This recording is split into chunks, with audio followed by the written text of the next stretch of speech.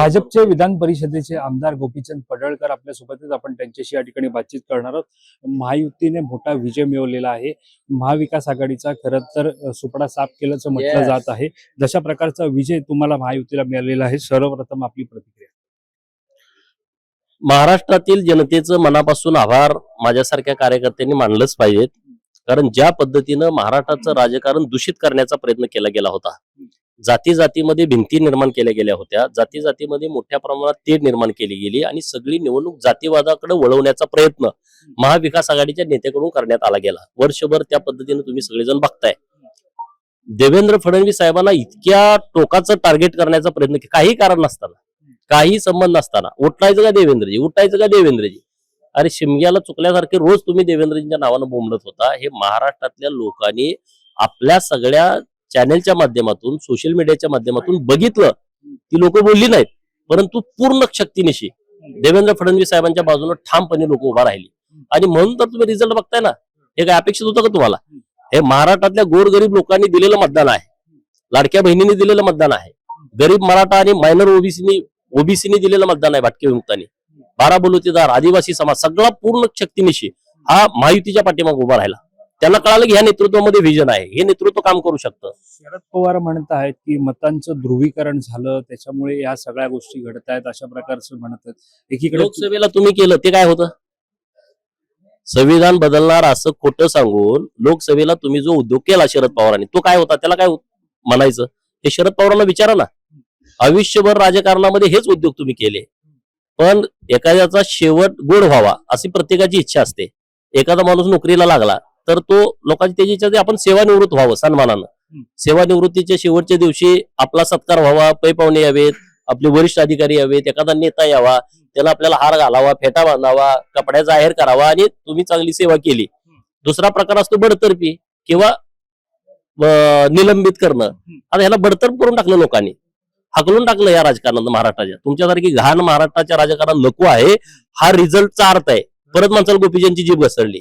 लोकांनी तुम्हाला 10 सीटा, अरे लायकी काढली तुमची. 10 सीटा तर कोल्हापूर जिल्ह्यात भाजपाच्या आलेत, सातारा जिल्ह्यात तेवढे सीट आलेत भाजपाच्या. तुमची लायकी काय? तुम्ही देवेंद्र फडणवीस साहेबांसारख्या नेत्याला बदनाम करण्यासाठी काय काय उद्योग केले तुम्ही शरद पवारांनी? अरे इतकं घाण लेवलला जाऊन तुम्ही लढता, एका माणसाला एवढं घाबरता. तुमच्यात हिंमत होती लढायचं ना समोरासमोर.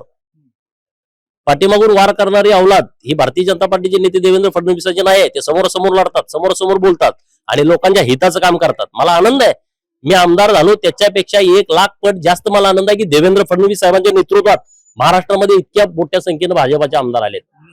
मोठ्या प्रमाणात भाजपचे आमदार निवडून आलेले आहेत. मात्र आता परीक्षा आहे ती म्हणजे कोणाचा अरे हा काय विषय किरकोळ विषय? नाही, कारण हे विषय आता आमचे वरिष्ठ नेते आता मुख्यमंत्री कोण होणार हे आमचे वरिष्ठ नेते अत्यंत सक्षम आहेत. आमचा नेता सक्षम आहे. महायुतीचे सगळे नेते एकत्रित बसून यावरती निर्णय करतील आणि तो काय माझा विषय नाही. मी सामान्य कार्यकर्ता आहे.